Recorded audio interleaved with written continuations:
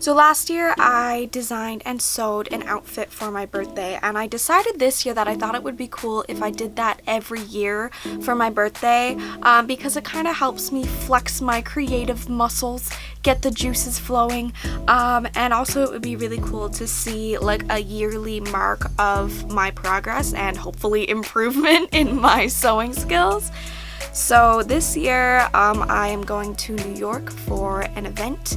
At first it was just like a fun trip for my birthday, and also I'm having a meetup, so I wanted like a super fun, shiny, flouncy party dress to wear at the event. So I am a beginner when it comes to sewing. I am a new bean. I want everyone to know that I am self-taught up until now and that I am going to school for it, so I am very, very beginner. So I sketched out what I wanted the design to be, and then once I had my sketch, I actually went and found a commercial pattern that would work for it, so I could actually follow a proper pattern but still design and make something that I like had in my brain. So does that still count as designing it if you used a commercial pattern? I don't know, but this is a method that I used and I found that it worked. This is the original sketch. There is one eyeball because I never draw two when I'm drawing traditionally because I am lazy.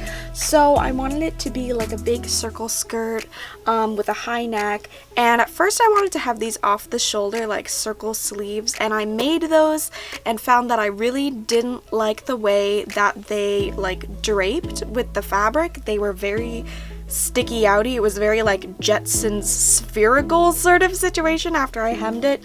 So I decided to just ixnay the eave slays, especially because it does add a lot more volume to like my torso and waist, and although I think that's a cute look, I also think the way that it turned out is nice. So yeah, I actually specifically wanted my hair yellow for this look because I don't know why.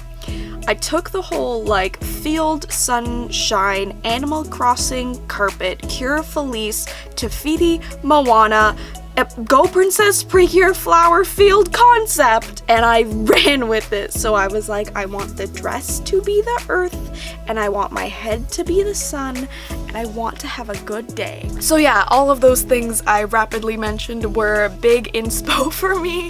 My very first inspiration was probably like carpet in Animal Crossing. It's just flower field appreciation post was this dress. So at first I actually wanted to use like some sort of faux fur, believe it or not. I wanted some sort of fabric that would really act as grass. I wanted it to be very weird and experimental, and I wanted it to be like fluffy, puffy grass time. So I looked around and all of the green faux fur was like lime green, which is not what I was going for. I also saw some fleece, some just straight up felt. I actually bought a lot of green fleece that I then did not use. So let me know if there's any project you think I should do with 2 meters of like bright green fleece in the summer. So I ended up going with this satin material, and I love it.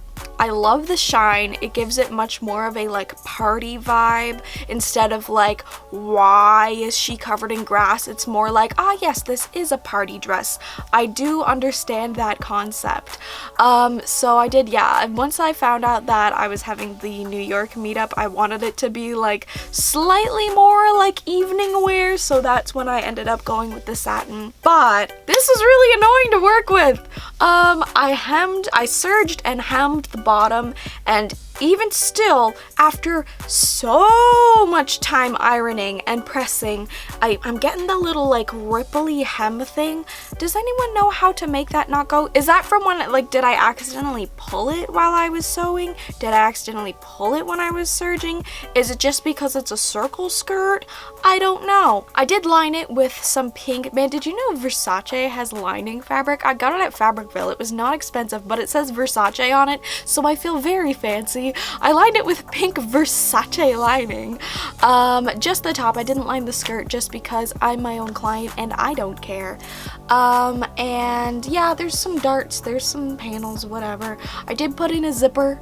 I didn't top stitch anything, again, just because I'm used to cosplay where I want everything to be crisp and clean and top stitched and perfect because I'm competing and a judge is gonna be looking at it real up close. And I mean, I made a YouTube video with this, so I guess it's gonna be judged by the internet, but like at this thing, it was just for me, for fun, to practice and play around, and I just didn't feel like top stitching everything, so that's my story. And then the flowers. The flowers were a process.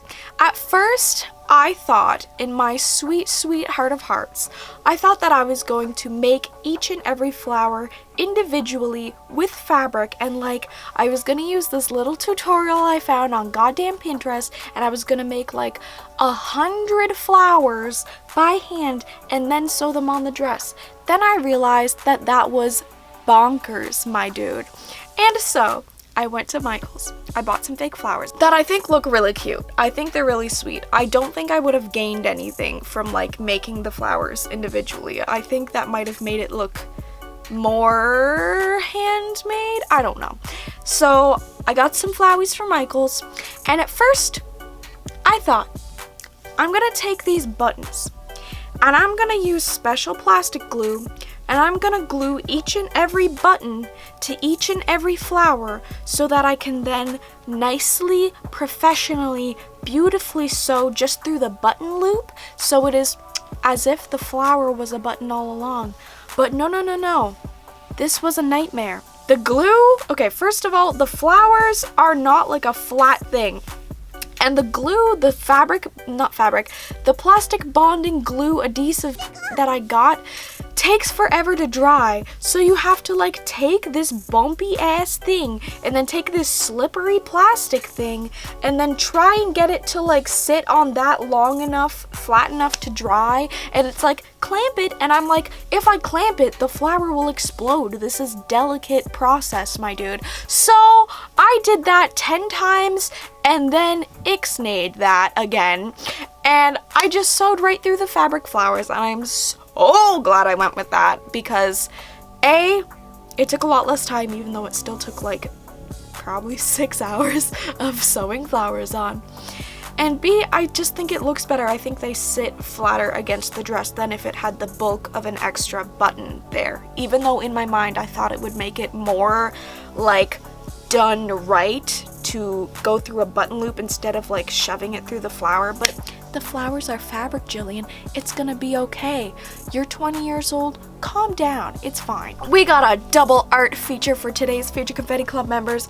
We got Elena Ace, JELENA_HAESCHKE. Really sorry, I know I said your name wrong.